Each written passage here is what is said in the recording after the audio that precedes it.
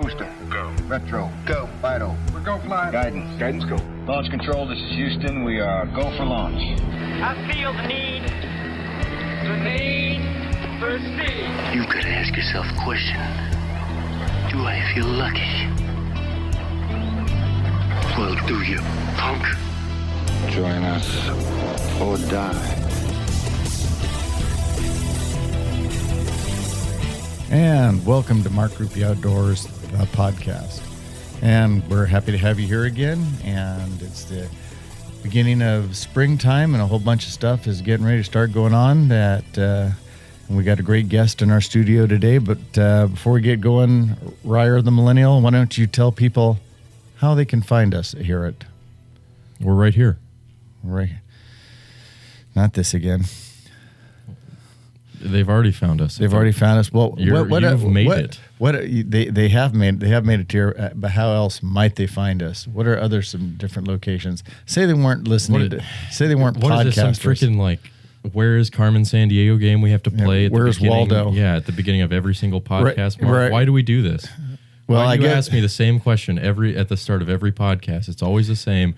Tell people where they can find us, Ryer the Millennial. Okay. Douchebag. Whoa. You can call me a lot of things, but douchebag is not one of them. Where in the unemployment line do we find redheaded producers, field producers? Scoreboard now.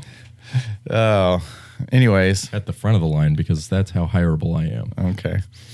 Anyway, so I guess we will not tell you how else to find us, but you can find us at Mark Ruppy Outdoors, or now you can find us. So if you had been looking there, you can find us at The Community Show. Yep, at The Community Show. At The Community Show, and you can find us on Facebook and Instagram and YouTube.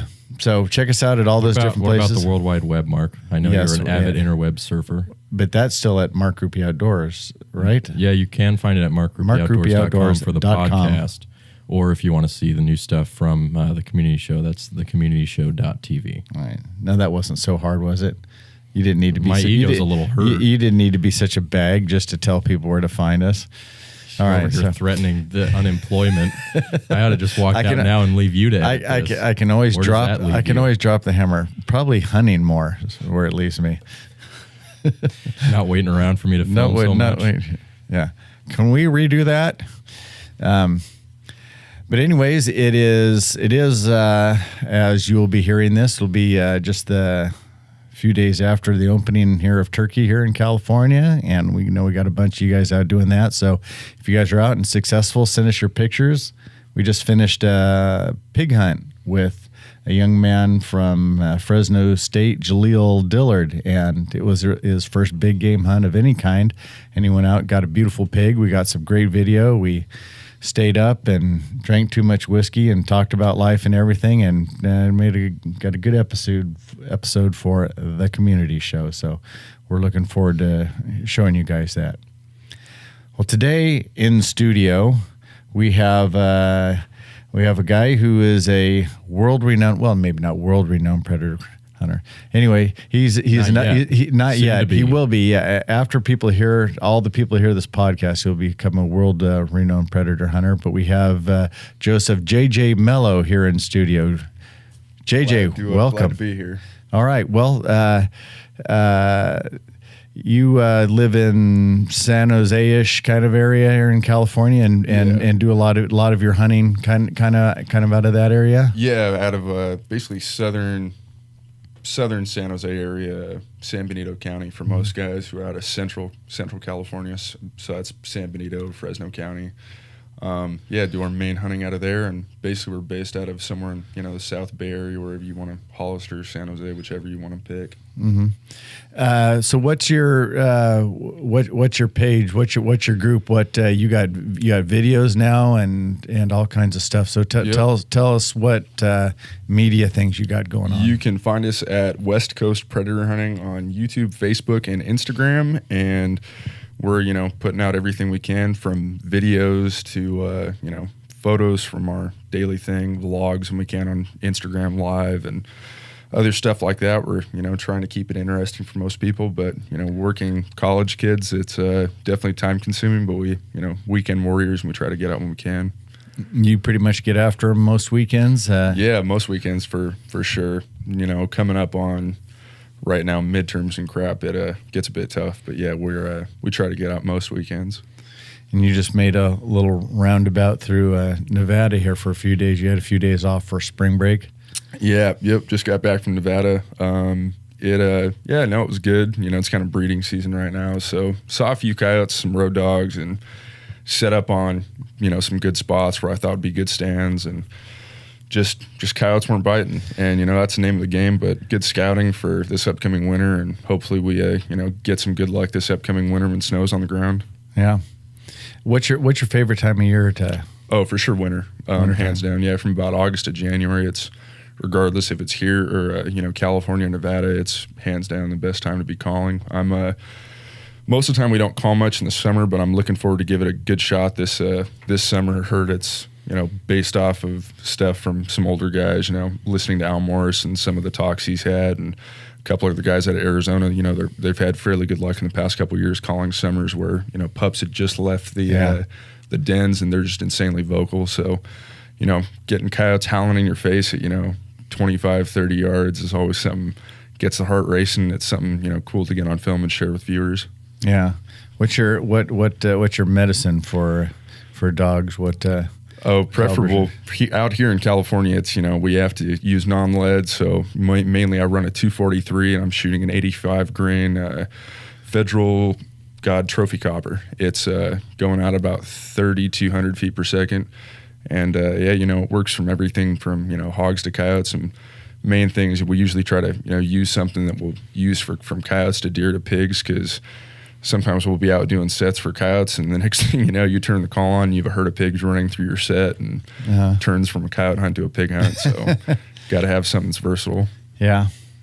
Do you now when you're setting up and you're hunting coyotes, are you getting foxes, bobcats, and everything coming in, or are you mostly is your location and your sets mostly just a coyote sort of thing? For the most part, we definitely try to go for coyotes, but bobcats are something that happens. And not insanely frequently, but we definitely call bobcats in a good amount. And unfortunately, most of the time it happens out of season. But it's always something cool to see a bobcat jumping through the brush, heading your way, and especially if they come in like a coyote. Usually they come kind of sneaking into a set. The next thing you'll know, you'll look up to your right or left, and you'll just have a bobcat sitting there at 10 or 15 yards, just sitting down, just watching you like a house cat would. It's honestly pretty interesting. But never had a fox come in. We've done a ton of sets in areas that there are fox, and never really had them come in. I know most guys hunt them at night if they're going to.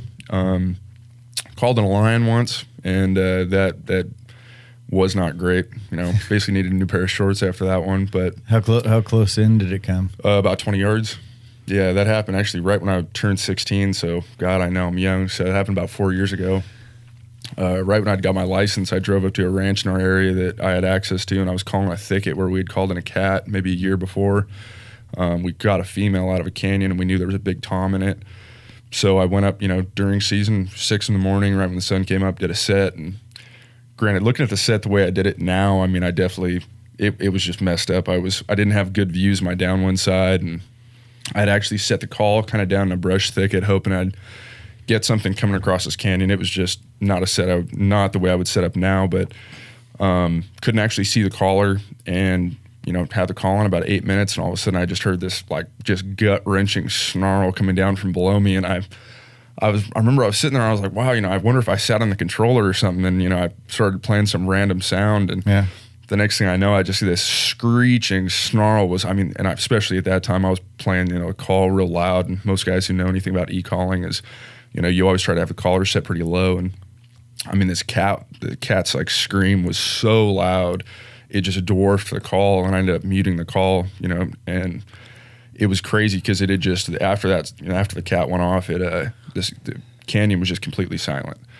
And, I was kind of sitting next to a brush pile, and I got up and made it to a clearing up above where I'd been sitting, and sat there for about 3 minutes. When you're walking through the woods and you hear a stick break and you just freeze and you're just waiting to hear something. It was like that for about 3 minutes. And Didn't hear a single thing. And I mean, I really rather would have heard some brush break going south and, knew the cat had run off, and it didn't. So, I did what any one of us, I think, would have done. I, cranked a round off right next to me into the dirt and, jacked another one in and just kind of said a prayer and peeked over the edge into this brush pile where the call was. And luckily there wasn't anything there. And I had to walk down, probably about 20 yards into this brush thicket and grab the call. And the entire time, all I was thinking was, man, what am I going to do right now if I get snatched by a cat? But luckily I, grabbed the call, and I had to walk about 150 yards through a brush field to get back to my truck. And I hopped in that truck so quick, I locked the doors like that thing was going to grab, open the truck door and grab me. But I didn't hop out of the truck again that day, and I haven't called that ranch by myself since then, just because it's something you always think about, like, oh, what if I call on a mountain lion? But then if it actually happens, it's a real sobering thought. Every time after that, you're like, wow, you're always looking behind you. And having a bobcat come in is no big deal, but especially, I mean, good-sized bobcats, 25, 30 pounds, if they can sneak up on you pretty good. But, I mean, imagine a 150-pound, mountain lion. They can do the same thing, and it's pretty crazy. So that, hands down, yeah, sometimes we get cats. We don't try for it, but it happens sometimes. Yeah. What about bears? Have you tried bears yet? Have not. That's something we want to do this season. You have to hand call bears in California. It's illegal to use an e-collar for them. So for one of my buddies, Andy Mokel, we'll be trying to do a bear call one in Northern California this year, somewhere in like Mendocino or Shasta County. And he has it mainly planned out. I'm just going to be there, being the guy filming and running the call. And basically we'll be just using a standard, fawn to distress hand call, and hopefully it happens. But, he will be filming that for his, podcast YouTube channel, Legion OST. And yeah, hopefully it works. It's, a lot of guys have had pretty good luck with it. I've talked to a good amount of old timers who say they do it every year, and, it works like a charm. And you just get these huge bears coming in. And then Steven Ornello, someone more famous than Meat Eater, he's actually done it a couple times on their show. So it should be interesting. I mean, that'd be something crazy to see a bear come in. Yeah, that'd be pretty cool. Yeah.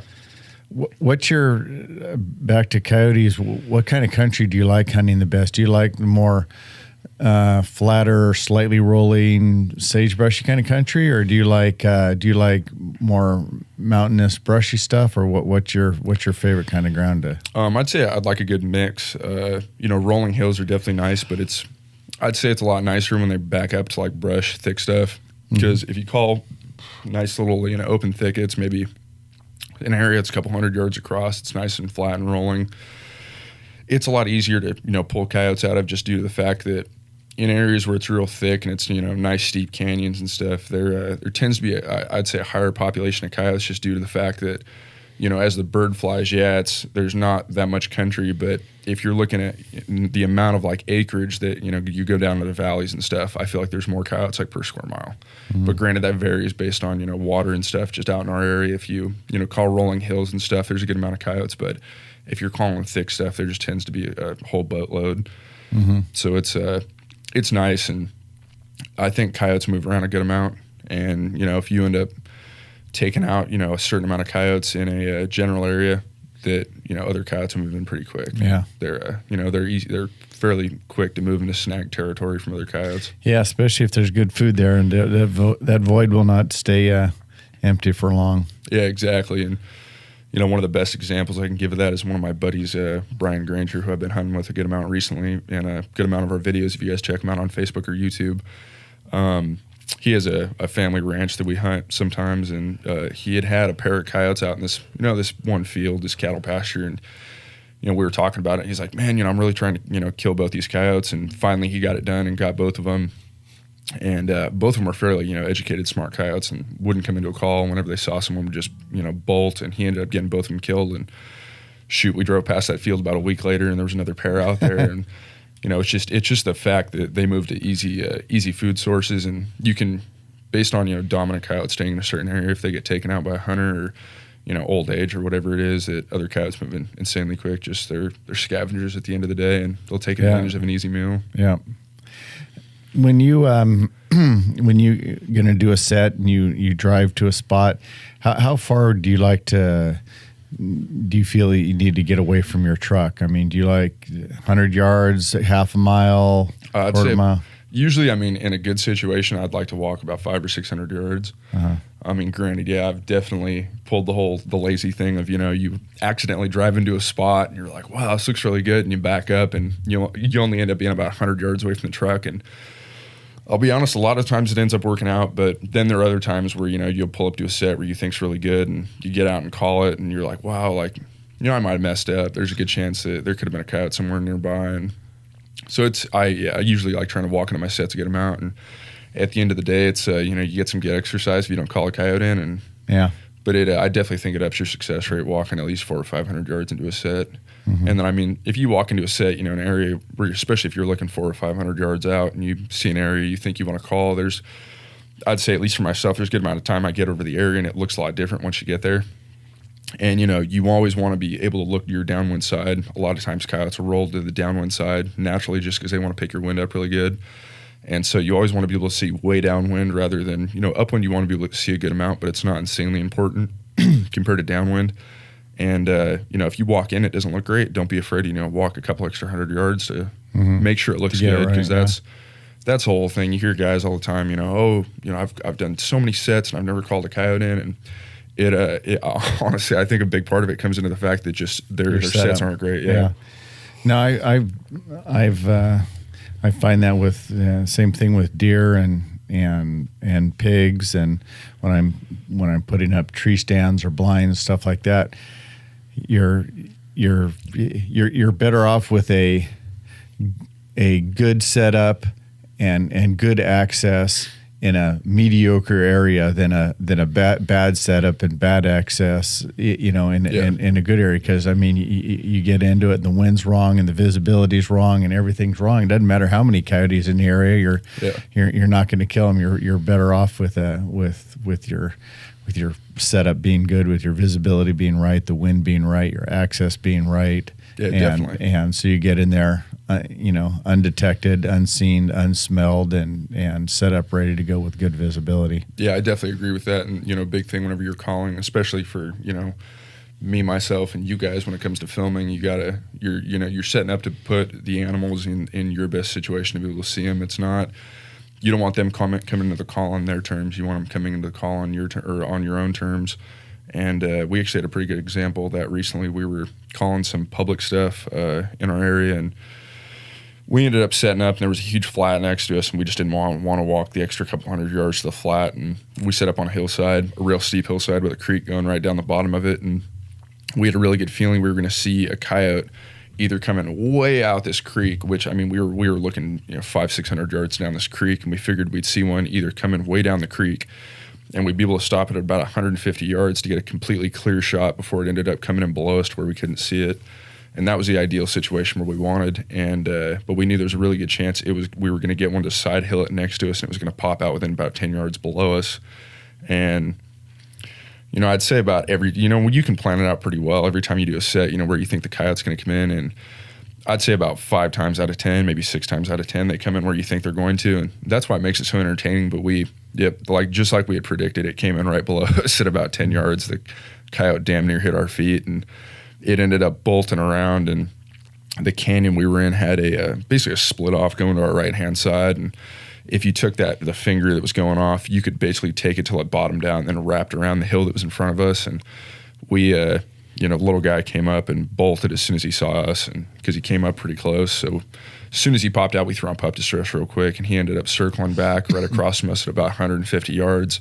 Wanted to, get a final look at us, and like they do. And yeah, exactly. He was in a nice shaded spot and thought couldn't be seen, and next thing you know, it was red mist.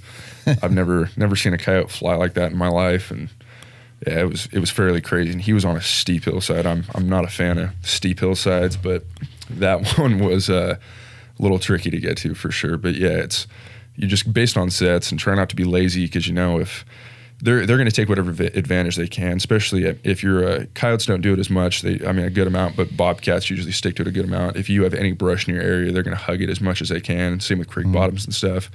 A lot of guys, if they're calling him, you might have maybe a 2-foot ditch that you can't really see into, and you might get a bobcat or a coyote just kind of popping in there, and they'll sit at the edge of it for a good amount of time. There's been multiple times where we've sat next to little dips where we're like, well, if something hangs up right there, it's going to have to pop out. And it won't. It'll play the waiting game with you, and you'll get done with your full set, and you'll get up to grab the call or something. And as soon as you stand up, you'll get eye level with it, and they bolt. And it's always a bad situation. As soon as you call that coyote, and it's gonna be really hard to call it in a second time. At least sometime recent, if time heals everything. But it it's always a pain in the ass when you call on a coyote and you don't get it killed. Yeah. And that's the point of it. We're trying to get coyotes killed because most of the areas we're calling are ranches that ranchers want to go on. And when you're in the business of killing coyotes, it doesn't pay to. Yeah, just to educate them. Yeah, exactly. Yeah. Have you done it with dogs yet? I have not. No, I would love to do the decoy dog thing. I think that's just crazy cool, especially just the way it is. And some guys get really like, I wouldn't say it's not like punters, but I mean like people who aren't in hunting. I told one of my buddies, he's a dog trainer, works for a dog training place, and I told him that, I want to get a dog and have his boss help me train it to decoy, and that's what they call it when they do it for coyotes, decoy dogging. And he immediately was like, "Oh, I'm not sure if we could do that. Like, we couldn't train a dog to attack an animal." And I was like, "No, like that's really not what they do. They basically just think they're playing with the coyotes, and the coyotes, definitely don't take it that way. They think they get really territorial, but it for the most part, I mean, it's the dogs really enjoy it. They really just think they're playing with the coyote. That's all they think, and." I mean, the coyotes just go crazy, and you get reactions out of them you just never see before. Yeah. And so, I mean, that's Foxborough did it a while back, and they did an episode, and they had a guy out actually trying to record vocals from one of the coyotes that they were calling in, and the thing literally got within about 5 feet of him. I don't even think it knew he was there.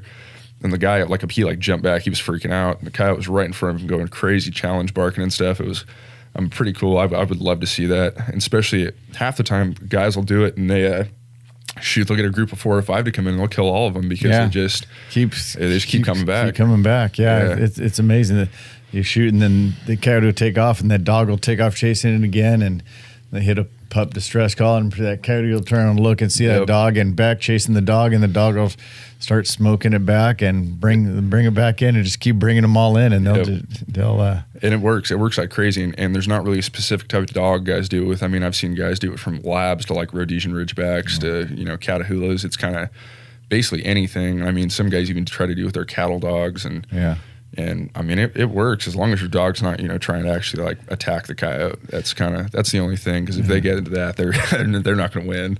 It's kind of the whole like the tag you're it thing, and they come running back to you and you zip them.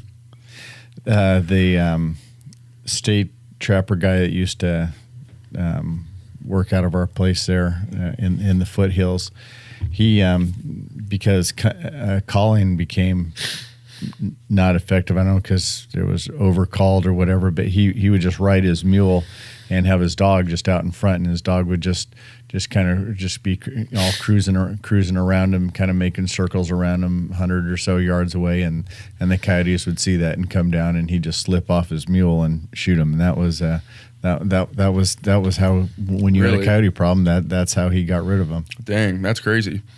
That's I mean, granted, like when we usually get brought into a spot that has an issue with coyotes, the main thing I would say we do is at least the first morning we drive around and try to see if we can spot any out in flats. And I mean, main thing in the morning, I'm sure as you well know, being a cattle guy, is, you see them perched up on hilltops all the time, just watching over cattle fields. And I'm definitely not one of the guys where if I see a coyote, I'm not one of the ones that sit back and say I won't shoot it unless I call it in. Because that's the whole thing. If if you're driving around, you hop out to try to make a stalk on a coyote and you mess that situation up, that thing has no memory of a call. That's the whole thing. Yeah. It's not educated at all when it comes to a call. Yeah, next time it sees a truck, it's going to freak out. But at least if you can sneak in and get the call going, you can get a fresh coyote. Yeah, exactly. So, I mean, whenever we're doing that, we try to do that a good amount. But it'd definitely be nice to have a dog in the mix. That'd make things more interesting. Yeah.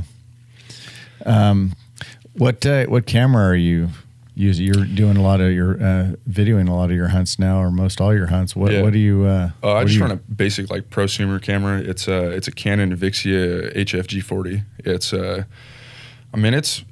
I thought it was expensive. Granted, I'm a college student, but it works for what we're doing. It definitely doesn't have the abilities of your guys' camera. I was talking to Ryer about all the stuff that he plays with to get the footage looking really good, and mine does not have all the stuff. But it does the job right now, and I'm hoping that I'll be able to upgrade at some point. But I'd think for anyone starting out, either getting one of those or a Panasonic is pretty good. I know a couple other guys who run the exact camera we do, and it works pretty good. And Hushin guys, I think they run they run a version of the HFG40. It's like the more like pro one. It kind of looks like that Sony one that you guys have, the smaller one. Mm-hmm. But I mean, they do good. They have like 20-time optical zoom, so rather than like digitally, and it like distorts the image, it uses like its lens.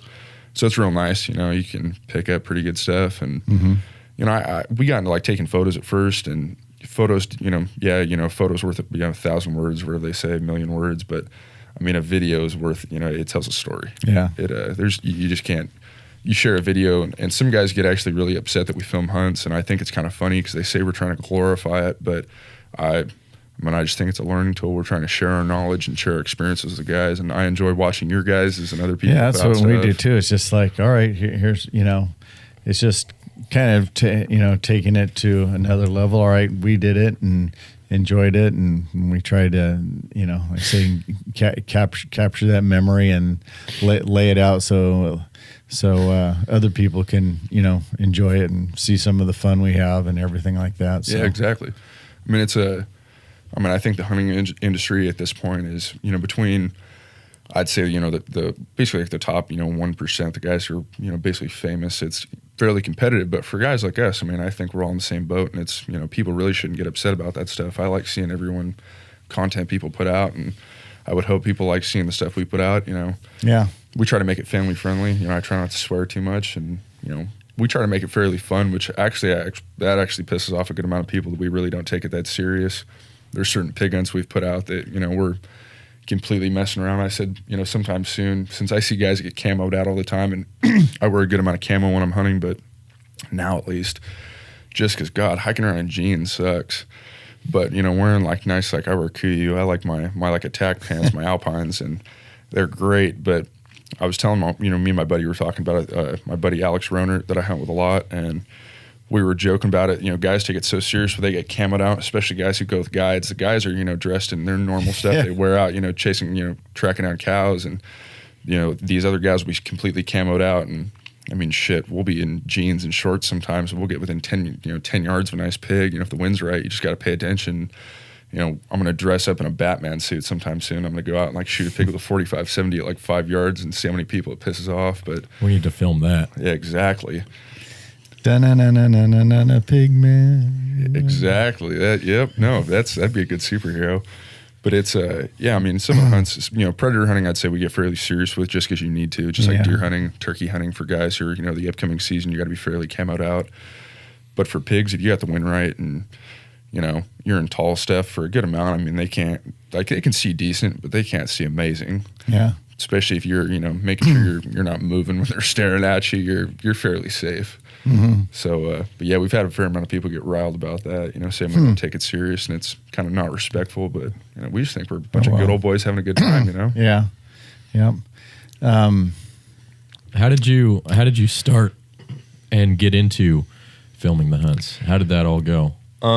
Basically, well, I guess I'd have to kind of get in how I started West Coast predator hunting. There you go. Start from the beginning. Let's hear the whole story. Cue dream sequence music. Yeah, so go back to like 9 or 8 year old JJ who got his first FX3. The footage is now black and white and very grainy. Yeah. The first, my first Fox Pro I got when I was like 8 or 9. An FX3. I loved the thing. I'd go out, any chance I got with my dad, and called in first bobcat coyote with it, and it was real fun. And kind of when I hit high school, I had to give up on hunting a good amount just because I was focusing on sports, football to be specific, and hoping I'd play college football. And ended up playing pretty good in high school. Ended up at San Jose State, so I got a Division I scholarship and played there for 2 years. Ended up having to medically retire. Got too many concussions in a short amount of time, so basically after that happened, I started West Coast predator hunting because it gave me a good amount of time to actually get out hunting. And I mean, I loved football, but God, even every year when it'd come around to like the opener for deer season, I'd have to skip it. Oh, it broke my heart. I'd always be like, dang, like when's our first game, or when's our first practice? Like when's the first opener? When's the opening weekend for deer? And every year it just, I always missed it. I remember, actually one year in high school, we'd won our championship for our area, and we had our banquet, and I missed our banquet to go actually on a pig hunt over in Southern California at the Tajon Ranch. It was when they were having those like pigorama things. You pay a couple $100 and you got like the rain of the ranch for, you know, a weekend. And we went down and slayed like 3 pigs in a day. It was great. But yeah, I was very little hunting then. So as soon as I, you know, got done with college football and got some more time on my hands, I started West Coast predator hunting. And as soon as, you know, I started my page, I was, you know, looking more and more at guys who were filming. And a young group of guys that caught my attention were the coyote control specialists. They go by like CCS. That's their page name on like Instagram, YouTube, and stuff. And you know, good group of guys, but they were, you know, same boat, young guys, and they were filming. And I was like, dang, like I bet I could do that. You know, I'm basically getting the same situations, and it was really cool to, you know, see, you know, their misses and, you know, their setups and, you know, everything else. And I was like, wow, like it'd be cool to share mine and share my experiences and what I've learned. So, you know, bought a camera and slowly started filming and figured out it was a lot harder than I thought it was. But more and more it, you know, gosh, it almost gets more like I've gotten more obsessed with that than I have with actually, you know, pulling the trigger myself. And, you know, one of the like kind of people I've more and more I've, you know, looked at is, and in fact, he's old compared like for our generation of like predator hunters, but Randy Anderson. Yeah, Primos, yeah. Yeah, but when he first started, you know, way back with the Calling All Coyotes videos, he, I mean, God, I still have a couple of those on VCR tapes. He, I mean, his main thing is he ran the call and he, you know, either hand calls or e-calls, and he filmed. And that was it. Yeah, I think there's a couple of them where he was actually the, you know, the trigger guy, and, you know, he ran the call and picked the setups. But for the most part, after that, I mean, for his next, you know, 9 or 10, you know, of the Calling All Coyotes videos, man, he was just filming solely. And I, you know, I get kind of my chops busted sometimes by, you know, buddies and stuff about, oh, like, you know, you never pull the trigger anymore. But I'll be honest, it's, you know, it's a really small part of the entire equation. You know, we get into a set and I pick where we sit. You know, I pick, you know, I'm running the call, and yeah, it's, you got to work in harmony pretty good to get stuff on film. And I know you guys know that, but, you know, shoot, I mean, people don't, you know, shoot unless they get the green light from me. And it's, you know, we're always trying to work everything out. And even after, you know, guys take the shot, like we get real, you know, stoked about, you know, whatever harvest we make. But immediately after, whoever's with me is like, oh my God, like I can't wait to watch the footage. And I'm like, yeah, like it's great to be able to relive that. You know, I'm glad I picked it up. And, you know, more and more, I just try to have a camera with me all the time. And I actually don't even bring a gun out anymore, just because,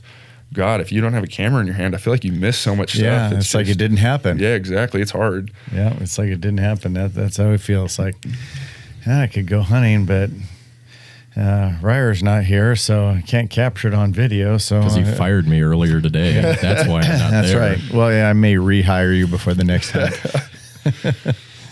It's a good thing, though. It I mean, it's, I don't, that's basically the same boat I get in. I won't want to go out unless I have someone to go with me. Because even in Nevada for this time, I lugged a camera to a couple of sets that I was trying to make. And God, it is so hard trying to do it by yourself. And then half the time I'm always like, damn, if a coyote comes in, like, and I, you know, kind of think where I think they're, it's going to be exactly. You just can't do it. Shift around, move here. Just for the audience who's listening, because we don't have video, that was Mark miming the frantic, mimicking the frantic. Movements to try to get the camera ready, trying to get the camera and the gun and squirm around to whichever direction the coyote was coming in from. Yeah, it's at the same time you spook it off. Hey, exactly. Basically, at that point, I mean, honestly, I think I would just choose to film it and watch it right away rather than try to get a shot off. Well, our ranch at Mariposa is so. I mean, there's 100% of it is good country, and it's difficult because you set up. And you go, well, I'm hoping they're coming from this area, but it's just like literally 360 degrees around you. Yeah, you know, they could be coming from. So the, you know, self videoing there is right. Even having someone video you, I mean, it's like, all right, we're hoping they come in from here, but you know, it could be anywhere. Yeah. And I mean, it's for situations like that, we actually just started running. And granted, I mean, I run a Fox Pro Krakatoa 2, which it's a giant horn call. It's a single horn, plays like 24-bit audio. It has two of their like whatever their really high-end battery packs on it, which hands down I think is one of the best calls ever. I mean, a big thing for guys who are calling, especially like out in Nevada, is a lot of guys run the CS24, which is a smaller version of the one I run. And it has a single battery pack. And so guys, that's like a big thing. You know, you go on a stand and it's like, how many stands can I get before this thing dies? And Mine, I swear I've never had it die, and I'll take it out for a couple of days of calling without recharging, and I'll throw it on the charger, and it takes about 5 minutes before this thing says it's fully charged again. So it's a good call, but it doesn't have the ability to attach one of the like Mojo things on the back that Fox Pro puts out. Mojo's, their competitor, I guess, but it's the little rabbit or bird thing, the motion decoy. And a lot of them have a thing where you can actually bolt it on the back of your collar, but these don't. So I actually grabbed, I think it's a Primos one or a Mojo one, and I actually flex tied it onto the handle.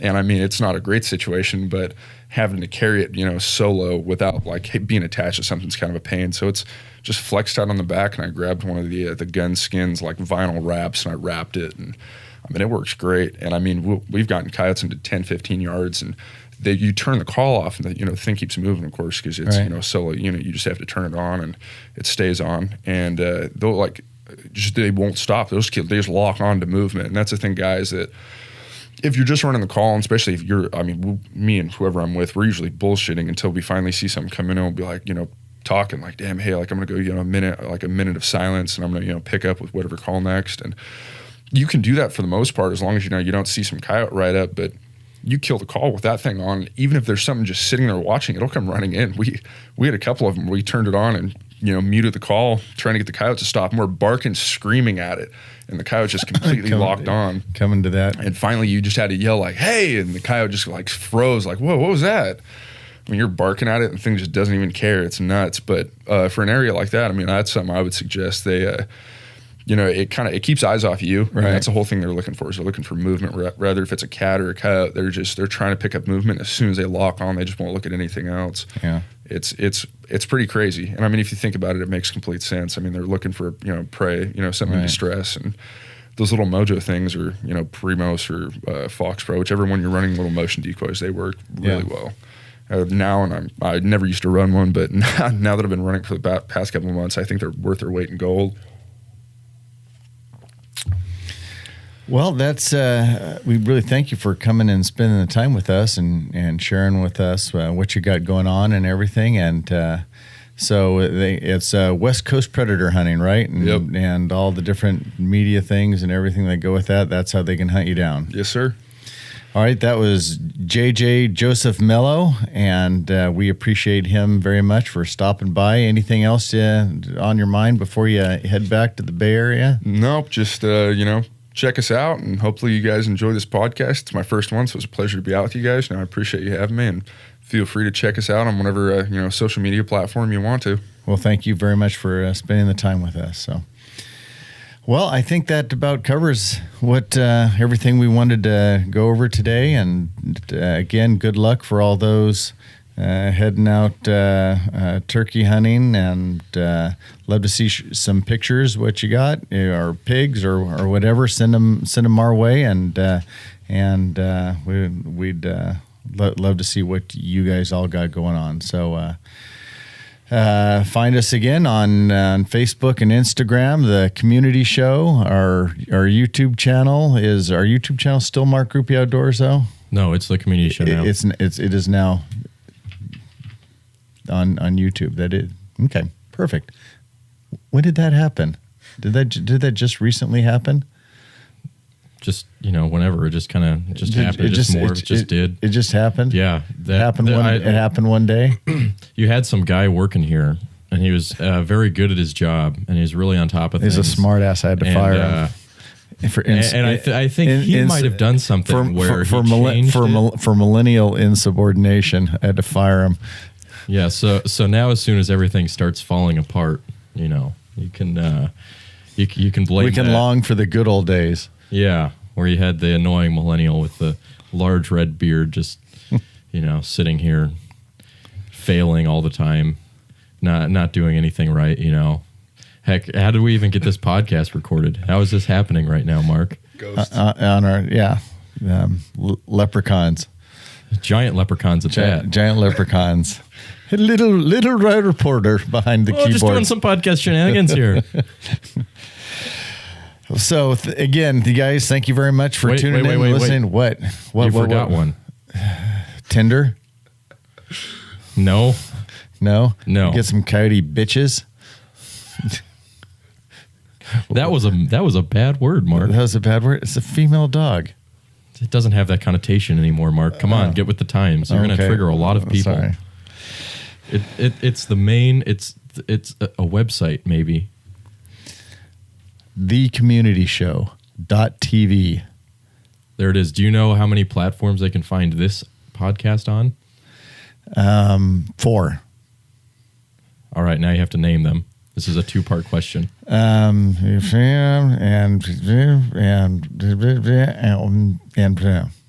Well, you heard them, folks. That's all. You can find us on iTunes, Stitcher, or also on SoundCloud. You can find the audio stream of this on our YouTube channel, and we are wherever your favorite podcasts are sold.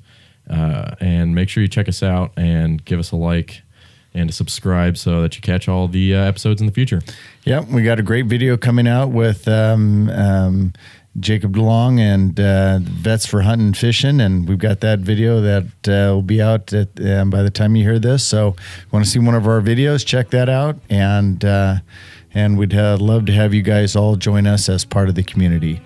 So again, thank you guys for tuning in. Thanks to JJ Melo for coming into the studio, and we will see you next time at Mark Groupie Outdoors, the podcast.